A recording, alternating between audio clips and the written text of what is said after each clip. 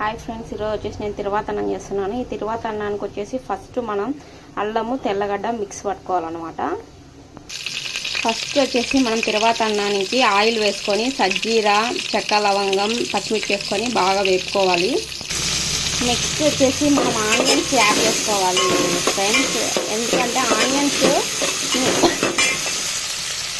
Onion అనేది ఎంత తక్కువ వేసుకుంటే తిరువాతన్నం అంత టేస్టీగా వస్తుంది అనమాట. ఎక్కువ ఆనియన్స్ వేస్తే స్వీట్నెస్ వస్తుంది. సో ఒక ఆనియనే వేయాలి. ఒక ఆనియన్ వేసుకొని దీంట్లో ఉప్పు వేసుకుంటే మనకు తిరువాతనానికి బాగా ఉప్పు అనేది పడుతుంది. సో మనం ఇప్పుడు ఉప్పు కూడా యాడ్ చేసుకోవాలి. దీంట్లో సాల్ట్ యాడ్ చేసిన తర్వాత టమోటాలు వేసుకోవాలి.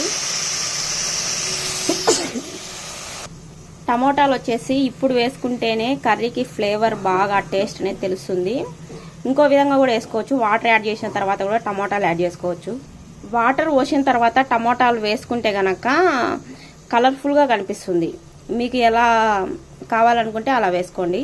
నేనైతే ఫస్ట్లోనే యాడ్ చేస్తున్నాను టేస్ట్ రావాలని. నెక్స్ట్ వచ్చేసి కరివేపాకు, కొత్తిమీర యాడ్ చేశాను. ఇంకా పుదీనా లేదు, సో నేను ఇంకా పుదీనా వేయలేదు. తర్వాత అన్నానికి మస్ట్ అండ్ షుడ్గా పుదీనా ఉంటేనే ఫ్లేవర్ అనేది బాగా తెలుస్తుంది, బాగా వస్తుంది అన్నమాట తిరువాత అన్నం. బట్ నా దగ్గర లేదు కాబట్టి నేను స్కిప్ చేస్తున్నాను. మీ దగ్గర ఉంటే కనుక ఖచ్చితంగా పుదీనా అనేది యాడ్ చేయండి. ఇలా టమోటాలు బాగా ఉడికిన తర్వాత మనం ఒక గ్లాస్ బియ్యానికి వచ్చేసి 2 గ్లాసులు వాటర్ తీసుకోవాలన్నమాట. నేను 2 గ్లాసెస్ రైస్ తీసుకున్నాను. సో నేను 4 గ్లాసెస్ వాటర్ తీసుకుంటున్నాను.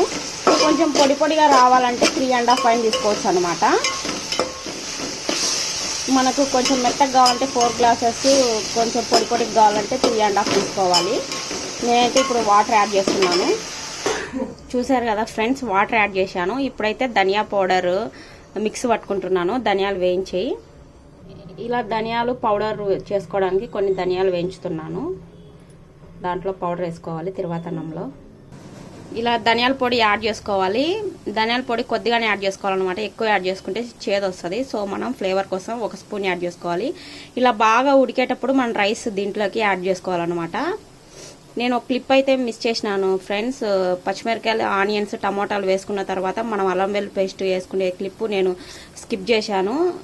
అల్లం వెల్లుల్లి పేస్ట్ మీరు వేసుకోండి తప్పనిసరిగా.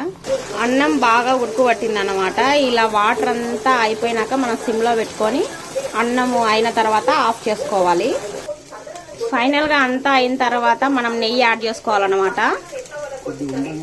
కొద్దిగా ఉండంగా నెయ్యి యాడ్ చేసుకున్న తర్వాత ఇలా మూత పెట్టుకోవాలి. మూత పెట్టుకుంటే చెమ్మంతా విలిచేస్తుంది. ఆవిరినంతా పీల్చేసి అన్నం రైస్ రెడీ అవుతుంది అనమాట. చూశారు కదా ఫ్రెండ్స్, తిరువాతన్నం ఎంత కలర్ఫుల్గా ఉందో. మీరు కూడా ట్రై చేసి టేస్ట్ ఎలా ఉందో ఒకసారి నాకు కామెంట్ చేయండి. చూశారు కదా ఫ్రెండ్స్, తిరువాతన్నం రెడీ అయిపోయింది. ఈ తిరువాతన్నంలోకి పచ్చిమిరకాయలు, టమోటాలు, ఆనియన్స్ వేసిన పచ్చడి చేసినాను.